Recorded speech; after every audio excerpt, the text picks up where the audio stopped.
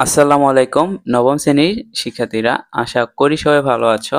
আজকে আমি তোমাদের সাথে আলোচনা করব তোমাদের এই গণিত সিলেবাসটি, যেটা তোমাদের এনসিটিভি থেকে দেওয়া হয়েছে এবং সরকার থেকে তোমাদের বলে দেওয়া হয়েছে তোমাদের গণিত পরীক্ষায় তোমাদের বই থেকে কি কি পড়া লাগবে এবং মানবন্টন দেওয়া হয়েছে।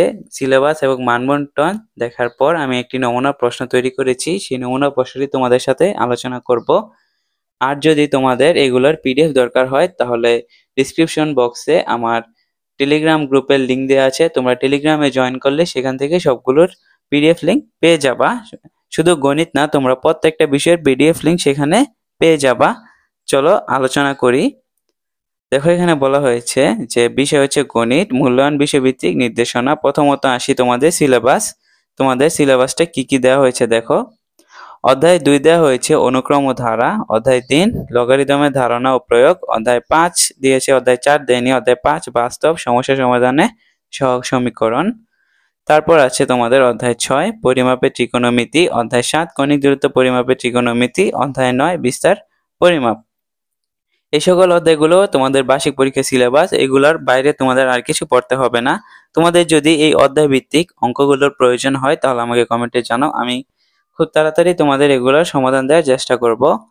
দেখো, তোমাদের শিক্ষণকালীন হচ্ছে 30% এবং সামষ্টিক হচ্ছে 70%। ঠিক আছে, দেখো কি কি আসবে তোমাদের। অ্যাসাইনমেন্ট অথবা ব্যবহারিক কাজ, তারপর হচ্ছে অনুসন্ধানমূলক কাজ, তারপর শ্রেণীর কাজ, দলগত কাজ, ছক পূরণ, এগুলা থেকে তোমাদের 30% দেওয়া হবে।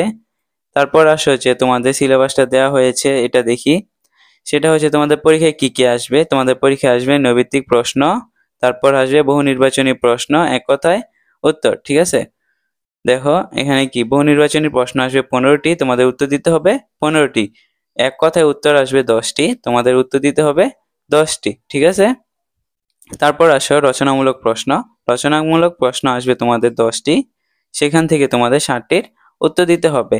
তোমাদের রচনামূলক প্রশ্ন তোমরা তো অষ্টম শ্রেণীতে পড়া অবস্থায় সৃজনশীল প্রশ্নের অ্যান্সার করছো, তোমরা তো জানো যে কিভাবে প্রশ্ন আসবে, অর্থাৎ তোমাদের 60টি সৃজনশীল দিতে হতে পারে, কিন্তু ওইগুলা তোমাদের আগের মতো না, এগুলা থাকবে ছোট ছোট। ঠিক আছে, এগুলোর মধ্যে কোনোটায় 2টা, কোনোটায় 3টা প্রশ্নের উত্তর দেওয়া লাগতে পারে।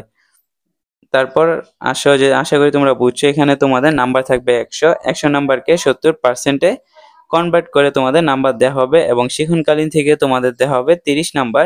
এভাবে তোমাদের বার্ষিক পরীক্ষার ফলাফল নির্ধারণ করা হবে। এই যে এখানে একটি নমুনা প্রশ্ন তৈরি করা আছে, তোমাদের যদি প্রশ্নে এবং প্রশ্নের উত্তরটি দরকার হয় তাহলে আমার টেলিগ্রামে জয়েন করো। আর যদি কোথাও তোমাদের বুঝতে অসুবিধা হয় তাহলে আমাকে কমেন্টে জানাও। আজকে এই পর্যন্তই ছিল। আল্লাহ হাফেজ, ভালো থাকবে সবাই।